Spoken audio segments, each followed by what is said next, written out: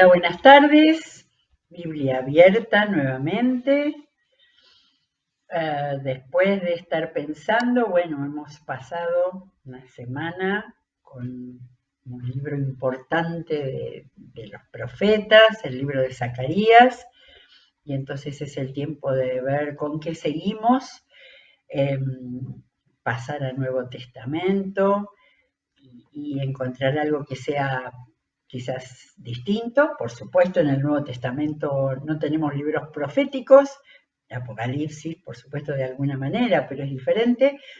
Y entonces ir a, bueno, se me abrió la Biblia o apareció hojeando y digo, nunca leímos completas las cartas pastorales, las llamadas cartas pastorales, que son las dos cartas a Timoteo y las cartas de Tito, la carta de Tito.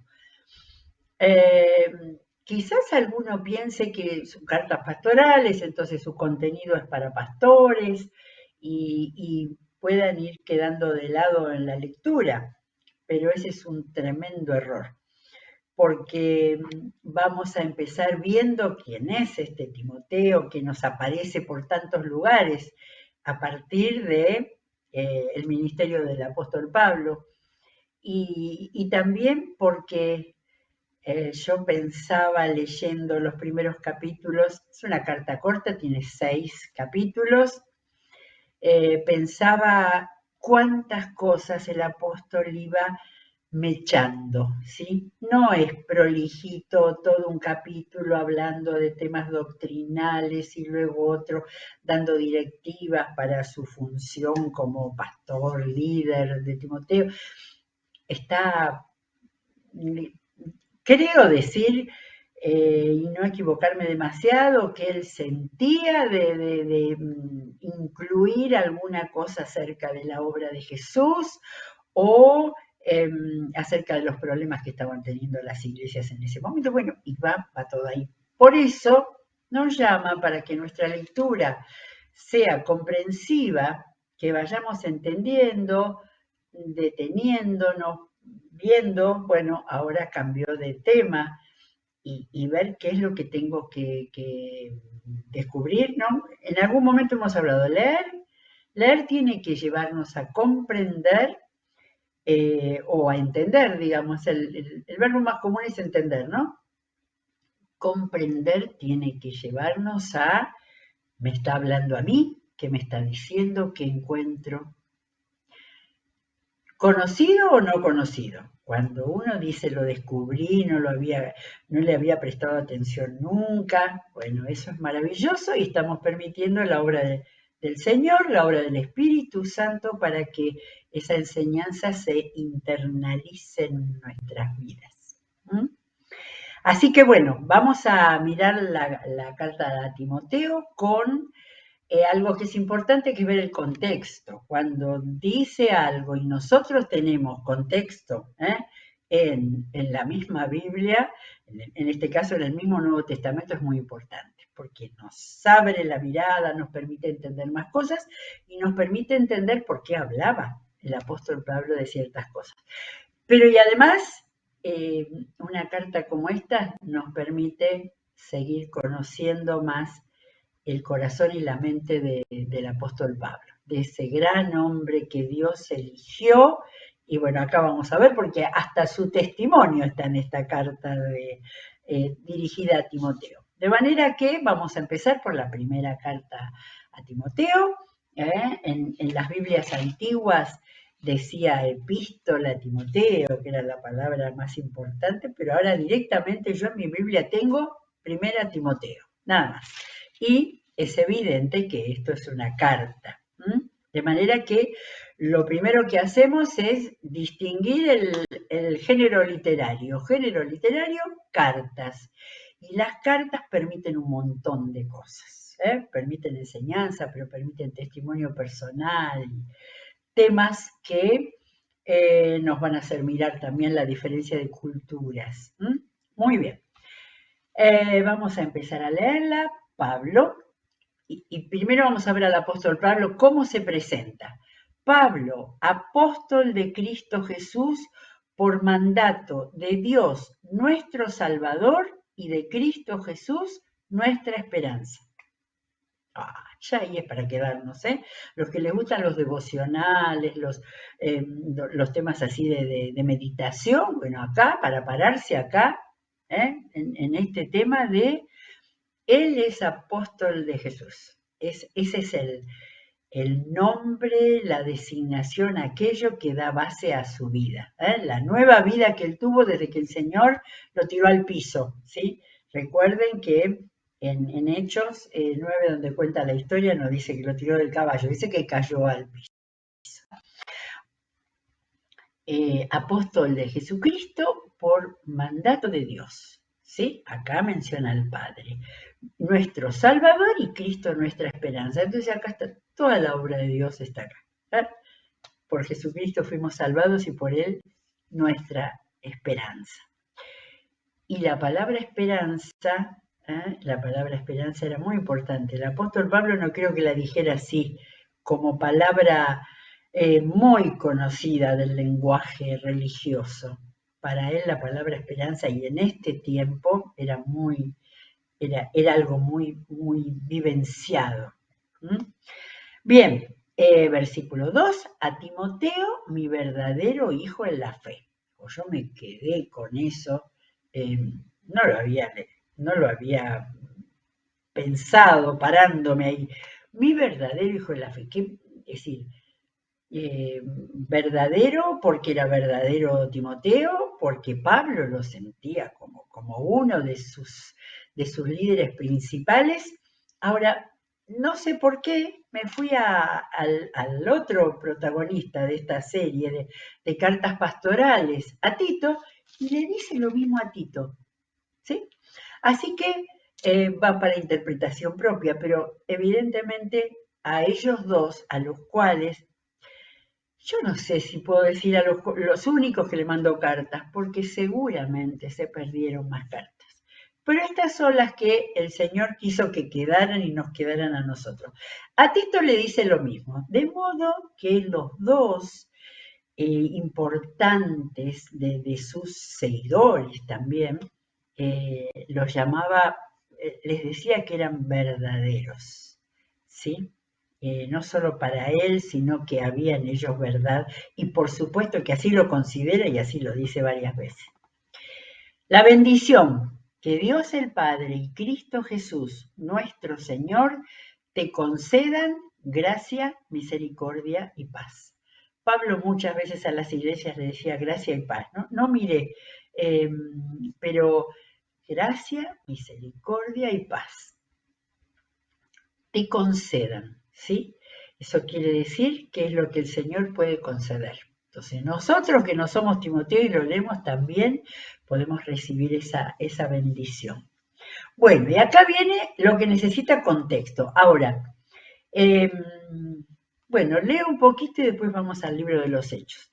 Al partir para Macedonia, te encargué que permanecieras en Éfeso y les ordenaras a algunos supuestos maestros que dejen de enseñar doctrinas falsas y de prestar atención a leyendas y genealogías interminables.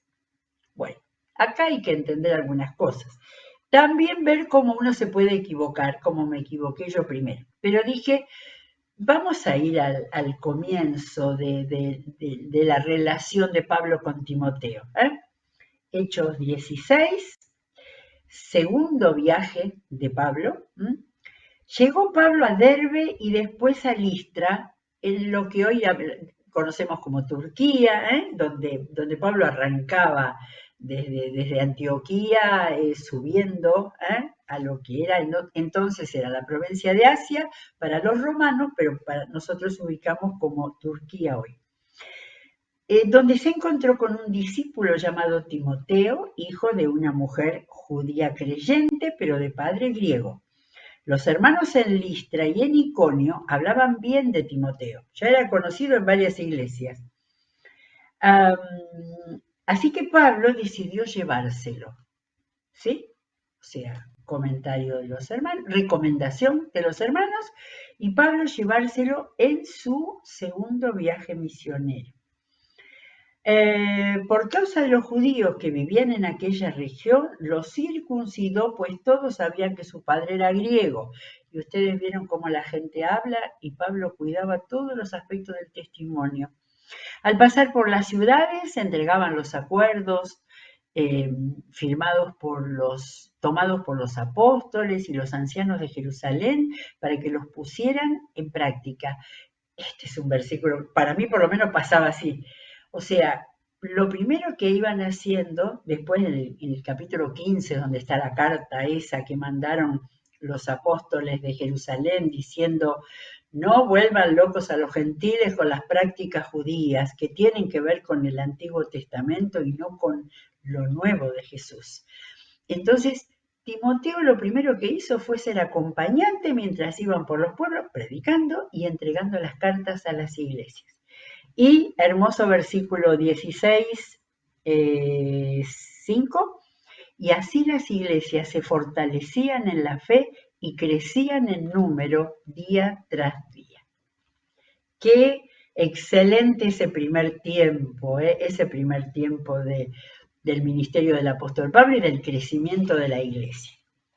Ahora, vuelvo a la carta y acá dice, al partir para Macedonia te encargué que permanecieras en Éfeso y les ordenaras, y acá viene el primer problema, de este tiempo, que no era el mismo de aquel tiempo. Ahora había problemas doctrinales, ahora empezaban las herejías. Lo vimos eso cuando leímos la carta a los colosenses.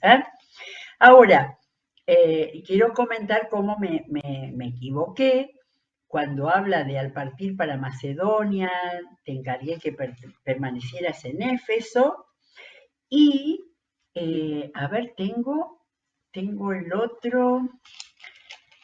otro pasaje, que era un poco después, en Hechos, a ver, esperen, en Hechos capítulo 20, hubo un gran alboroto que Pablo pasó en Éfeso. Éfeso en el Asia, la ciudad tan importante ahí de Asia. Después de un alboroto que casi corre peligro, dice, Pablo mandó llamar a los discípulos y después de animarlos, se despidió y salió rumbo a Macedonia. Digo, justo esto es ese momento, ¿sí? Se despide de Éfeso en Asia y él iba a cruzar Europa. Acuérdense que Macedonia era la provincia del norte de lo que hoy es Grecia, hoy se sigue llamando Macedonia. Ahí estaba la iglesia de Filipos y la iglesia de Tesalónica. Pero Pablo se iba a ir a Macedonia y entonces recorrió aquellas regiones alentando a los creyentes en muchas ocasiones y por fin llegó a Grecia. En ese momento no era un país, pero sería una región, donde se quedó 3 meses. Como los judíos tramaban un atentado contra él cuando estaba a punto de embarcarse para Siria, volver al Asia, decidió regresar por Macedonia. Lo acompañaron, y este es un dato muy interesante que está en el libro de Hechos 20, lo acompañaron Sópater, hijo de Pirro, de Berea, Aristarco y Segundo de Tesalónica, estos eran griegos, ¿no? Gallo de Derbe, Derbe era de la zona de Timoteo, acá está Timoteo, y por último Tíquico y Trófimo de la provincia de Asia. De manera que tenía algunos europeos y otros asiáticos. Estos se adelantaron y nos esperaron en Troas. Troas era en la puntita del Asia. No estoy muy segura, pero creo que es cerca de lo que hoy es la hermosa ciudad de Estambul. De manera que miren qué grupo de muy especiales tenía. Casi todos son comentados en alguna de las cartas, porque todos estaban colaborando. Pero entonces tenemos acá que Pablo estaba yéndose, volviendo al Asia, y tenía a Timoteo ahí. Y acá en la carta, al partir para Macedonia, le encargué que permanecieras en Éfeso y la indicación que tengo en mi Biblia de estudio, en la introducción, es que esto debía ser unos 8 años después de aquel momento en que Pablo estaba viajando de un lado para el otro con ayudantes, lo dejaba acá, él cruzaba, ni que fuera tan fácil los recorridos, ¿no? Ni los transportes, ni todo eso. Todo lo que hizo el apóstol Pablo es impresionante, pero a la vez tenía un montón de ayudantes. De modo que cuando le escribe la carta, ¿sí? Fue entre la prisión de Hechos, capítulo 28, donde termina el libro de los Hechos, y después lo único que hay es reconstrucciones por las cartas. ¿Ah? Entre el capítulo 28 de Hechos y el momento que escribe esta carta, deben haber pasado unos 8 años. Por eso es que la situación de las iglesias era tan diferente. Lo mismo cuando escribió a los Colosenses. Estaban empezando las herejías, estaban empezando los hermanos dentro de la iglesia o de fuera y se metían en la iglesia con esto que él dice así.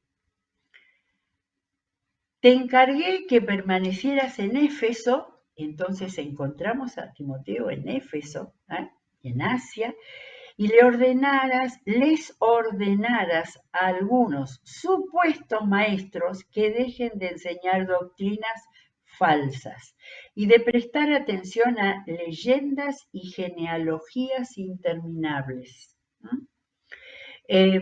No se sabe exactamente a qué se refiere, pero había en ese entonces, a partir del Antiguo Testamento, muchos escritos y agregados de los sabios, de los rabinos, y había muchas cosas. Por eso pareciera que tiene que ver con genealogías, con tomar que de aquel vino.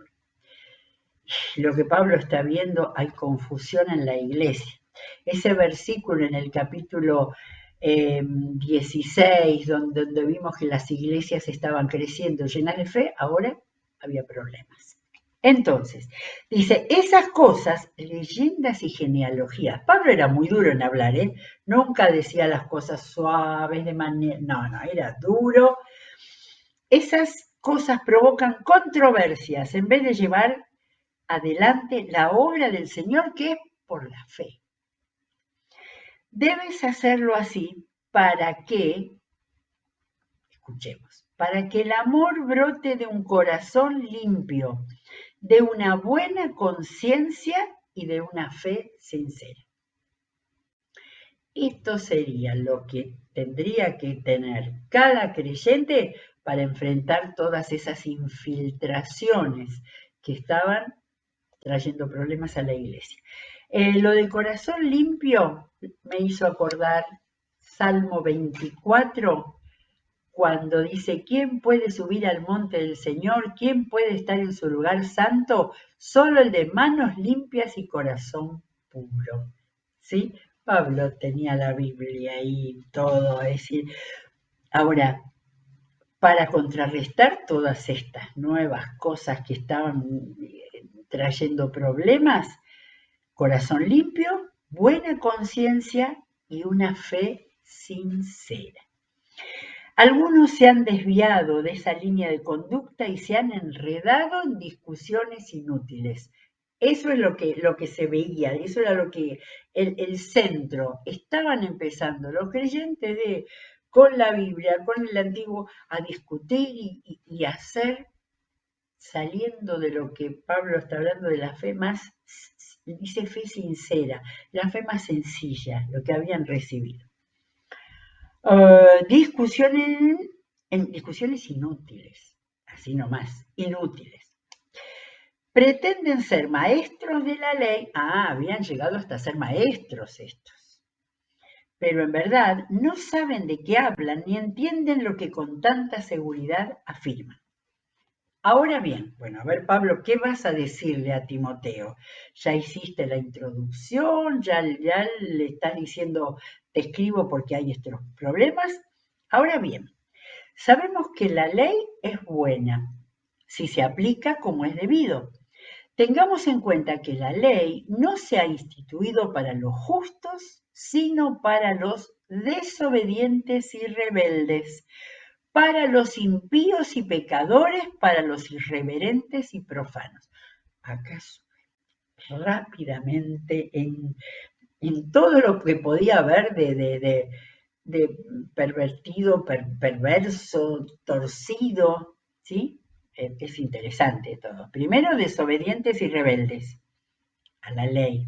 Por eso, esto aparece en Romanos cuando habla tanto del papel de la ley y del lugar de la ley. No es para los justos, es para los desobedientes y rebeldes, pero después impíos y pecadores, irreverentes y profanos. ¿Sí? Lo profano es todo lo contrario de lo sagrado.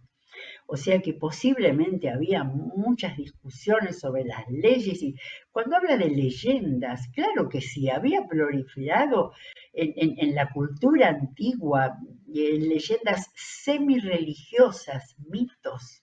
Bien, en eso estaban siendo perturbados los cristianos. La ley es para, y acá empieza una de las listas que Pablo tiene de pecados, tiene lista en Gálatas y tiene lista también en Efesios. No la vamos a leer ni comparar, pero acá hay un elemento que aparece acá y no está en las otras. Pero bueno, esto era el pensamiento y la cultura del siglo I, sin lugar a dudas, ¿sí? Porque nos vamos a encontrar con alguna cosa que en este tiempo las leyes han abierto, no hay ningún problema y no importa si están en contra de lo que Dios quiere. La ley es para los que maltratan a sus propios padres. Esto parecería algo, ¿no? Primero, para los asesinos, para los adúlteros y los homosexuales, para los traficantes de esclavos, los embusteros y los que juran en falso. Hasta los mentirosos, caen todos acá. En fin, la ley es para todo lo que está en contra de la sana doctrina. Y acá vamos a encontrar esta frase que no la busqué, pero está muchas veces en las cartas pastorales, porque a Timoteo y a Tito, que eran encargados de iglesia o líderes principales, ellos tenían que cuidar la sana doctrina. Y Pablo, desde donde estaba,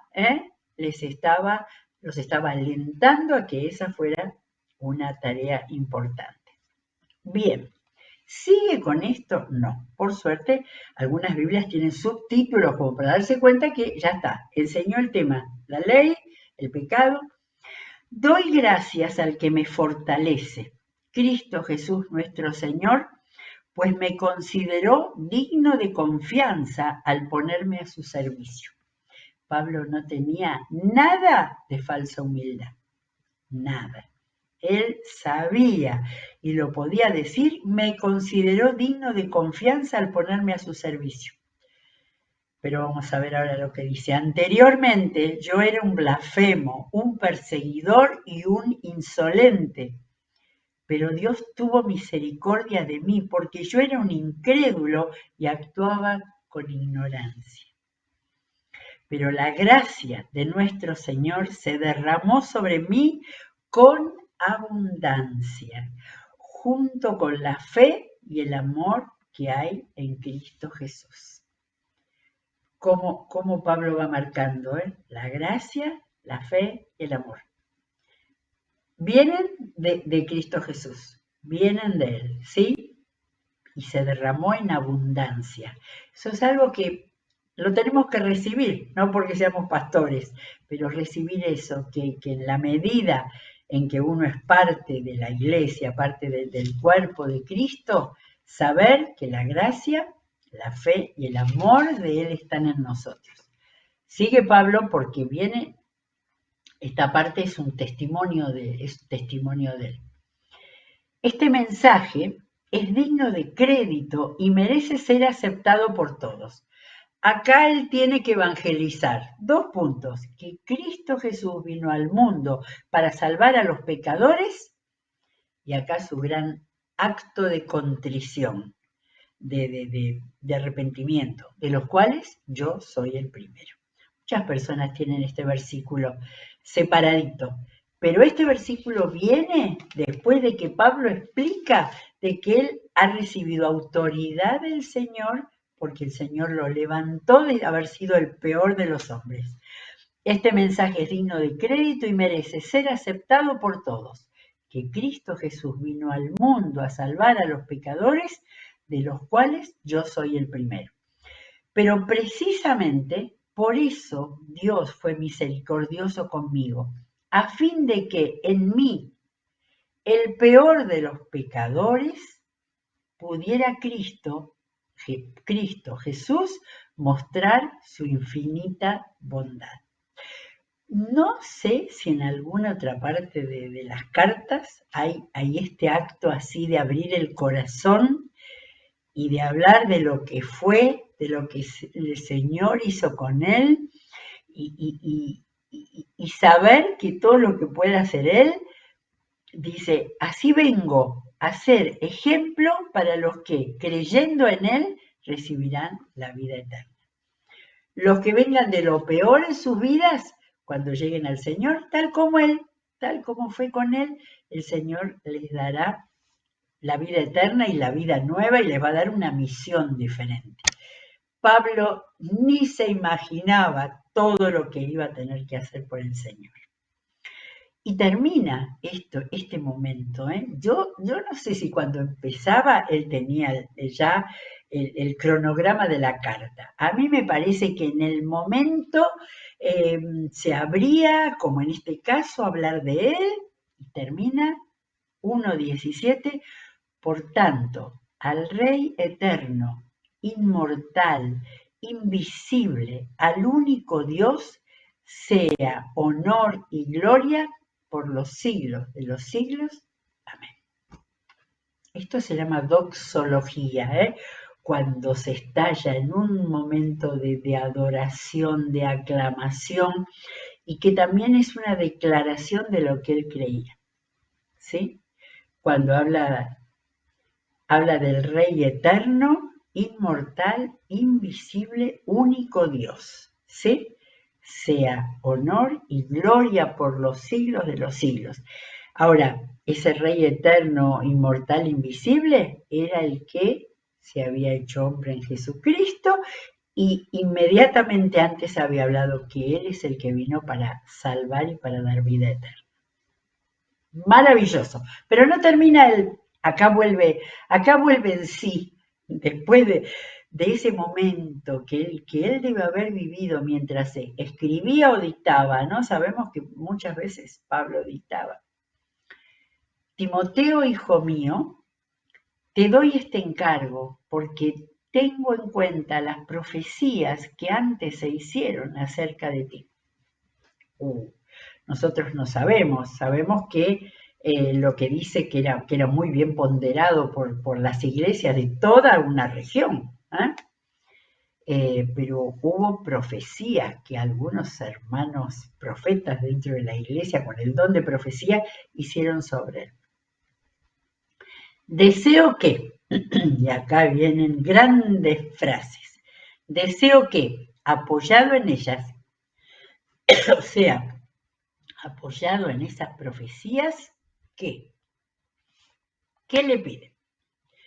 Pelees la buena batalla. Lo primero que le habla de pelea de batalla. Creo que eso tiene que ver con lo anterior, que le plantea de entrada, y es que le plantea que va a tener que luchar, enfrentar, confrontar con los que estaban trayendo estas nuevas herejías. Así que le dice, pelees la buena batalla, mantengas la fe. Para Pablo la fe era tan importante y siempre estaba hablando de la fe. Tomémoslo, mantengas la fe y una buena conciencia. Ya hoy lo marqué, el de la buena conciencia, versículo 6. 1.6 hablaba de corazón limpio, buena conciencia y fe sincera. Miren cómo está volviendo a esos mismos conceptos. Entonces, deseo que, apoyado en ellas, en las profecías, pelees la buena batalla, mantengas la fe y una buena conciencia. Si estaba ejerciendo una función de pastorado, primero le estaba hablando al ser espiritual, a su mente, a sus capacidades y a su llamado. No estaba hablando de cosas prácticas como va a empezar a hablar enseguida, pero por ahora estaba fortaleciendo su ser interior. Muy bien. Y acá termina así con algo concreto. Por no hacerle caso a su conciencia, el tema de la buena conciencia. Qué interesante es ese tema, seguirlo. Vamos a ir viendo a ver si hay otras cosas en estas cartas que él habla, que la conciencia no reproche, ¿no? Que la conciencia no haga despertar si me estoy bandeando, me estoy yendo del lado de mi centro. Por no hacerle cargo a su conciencia, algunos han naufragado en la fe. Entre ellos están Himeneo y Alejandro, a quienes he entregado a Satanás para que aprendan a no blasfemar. ¿Sí? Mi anotador acá en mi Biblia de estudio dice que esa idea de no blasfemar era la idea de disciplina, de disciplinar. Si he entregado a Satanás, era fuerte. Ahora, Pablo tenía autoridad. Pablo estaba sobre todas las iglesias a las cuales él había creado y evangelizado. De manera que con esa autoridad dice que a estos hermanos estaba disciplinando y está diciendo que aquellas cosas que estaban enseñando eran blasfemia, iban en contra de lo que Dios había indicado en esas iglesias nuevas, ¿sí? Bueno, terminamos el capítulo 1, pero el capítulo 1 es muy rico y tiene muchas ideas y muchas cosas y muchos versículos para meditarlos, ¿sí? Bien, mañana seguiremos. Ya vienen más cosas prácticas, así que acá vamos a tener que confrontar las ideas de la vida práctica en aquel entonces con la cultura del hombre en este tiempo. Seguiremos mañana, que Dios los bendiga.